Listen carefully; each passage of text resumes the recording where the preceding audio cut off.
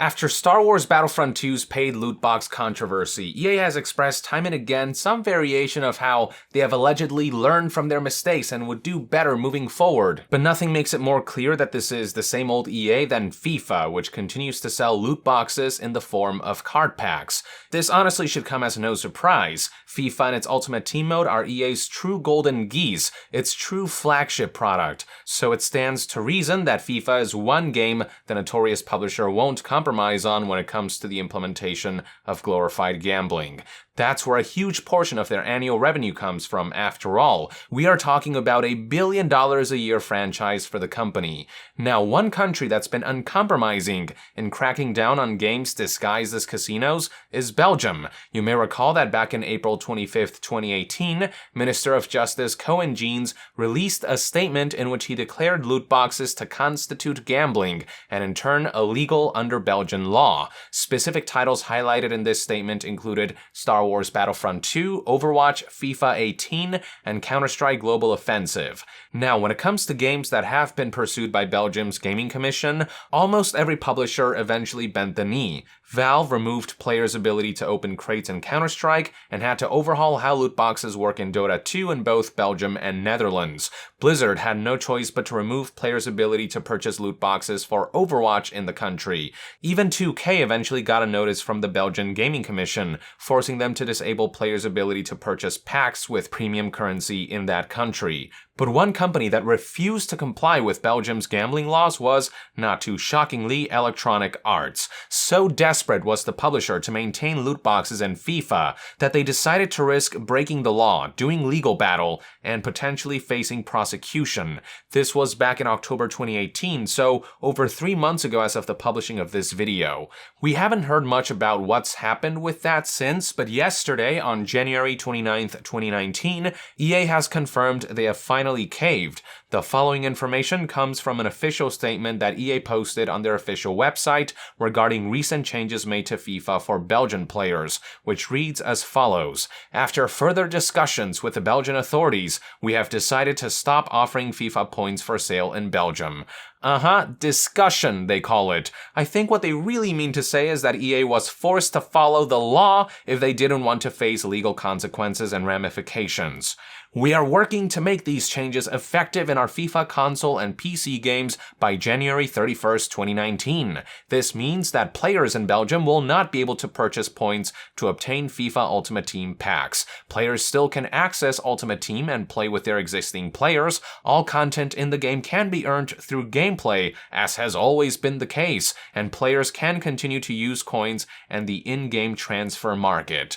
You've gotta love how they try to pat themselves in the back by stating that card packs can be earned through gameplay, but the problem is that players who didn't pay up would never be able to catch up to folks who shell out hundreds or even thousands of dollars because the game's been built to favor those who shell out loads of extra cash. Anyway, moving on. Any players in Belgium that have existing FIFA points in their accounts can continue to use them, but they will not be able to purchase more. We apologize to our players in Belgium for any inconvenience caused by this change. What inconvenience? Oh, you mean the one caused by the fact that FIFA Ultimate Team doesn't function properly without the ability to pay for card packs because the mode has been balanced around buying card packs. Well, guess what, EA? No need to apologize. This is kind of the result most gamers have wanted for years now. They continued, "We seek to bring choice, fairness, value, and fun to our players in all our games." Ugh, there goes EA again with their bullshit excuses and motivations. I've said this many times before and I'll say it again.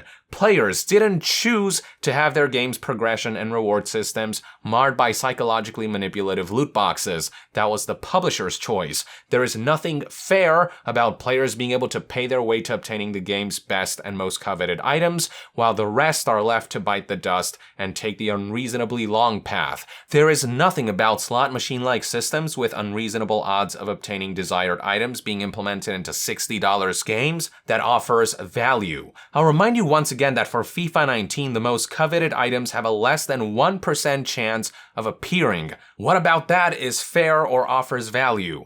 And finally, there is plain and simply nothing about any of this crap that's in any way, shape, or form fun. The words choice, fairness, value, and fun are just about the last adjectives one could use to describe EA's greedy antics. The statement continued, "In addition to providing players options in how they play, we include pack probabilities in our games for the transparency players want to make informed content choices."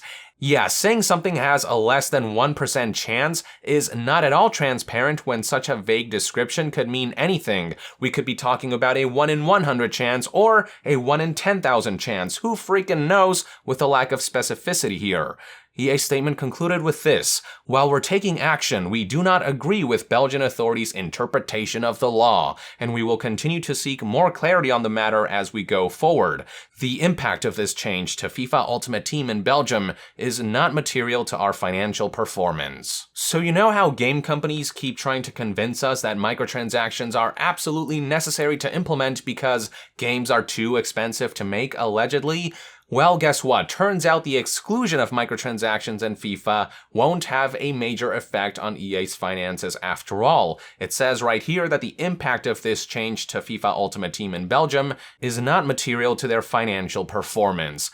Now, to be fair, in this case, we are just talking about loot boxes being taken out from FIFA in one country, but as pointed out by Jim Sterling on numerous occasions, they said the exact same thing when they removed Battlefront 2 microtransactions across the board right before the game launched following the immense backlash surrounding the pay-to-win loot boxes. I believe EA's exact words back then was that the exclusion of monetization from Battlefront 2 is not expected to have a material impact on EA's fiscal year 2018 financial guidance.